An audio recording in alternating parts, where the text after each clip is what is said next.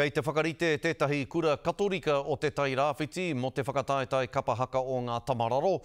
Ko te mea rereke pea o tēnei kapa nei, he hautoru o rātou e hara i te Māori. Ko riro mā ngā tauira Māori o rātou hoa tauira e whakaako ki ngā pūkenga me te hītori o te kapa haka. He mea whakatū ngā tamararo i te tau 1952, hei tohu whakamaumahara kia karaitiana tamararo.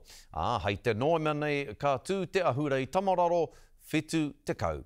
Nei rā te pūrongo, a Micah Ackroyd.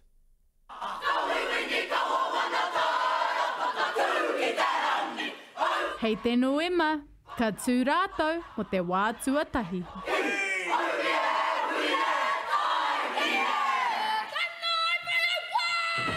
Ko te kapa kāreti o kapi ana tēnei.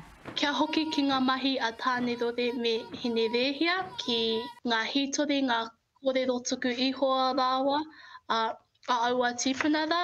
He tuatahitanga ka haere rātou ki Tamararo.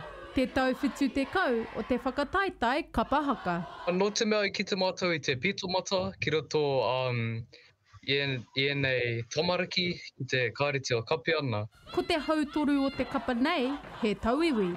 He oi, e whakapau kaha ana rātou ki te tū. He rautaki kia whakarauora i te reo, engari he mea kia whakakotahi i a mātou ngai Māori.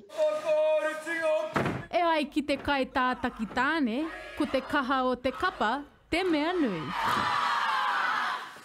Ko ngā mea pai, ngā tamariki i tau mai ki roto i tēnei kaupapa i hāti rātou.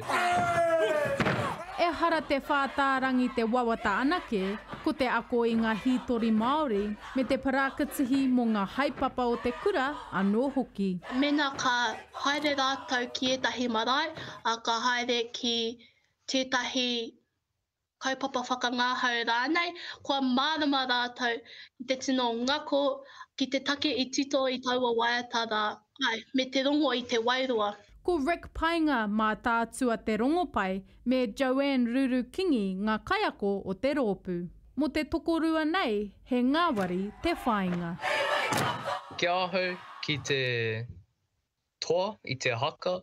Ia tautoko mātou i ngā kura katorika ki te tai rāwhiti, no reira ko Hato Maria tērā, he kura tuatahi, me te kura mō ngā pēpi a Stella Maris, kia tū a whānau nei, a whānau katorika mātou ki runga, kia whakangāhau i a rātou a mātua, i a rātou kaumātua hoki.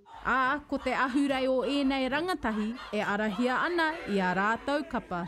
Micah Ackroyd, Te Karere.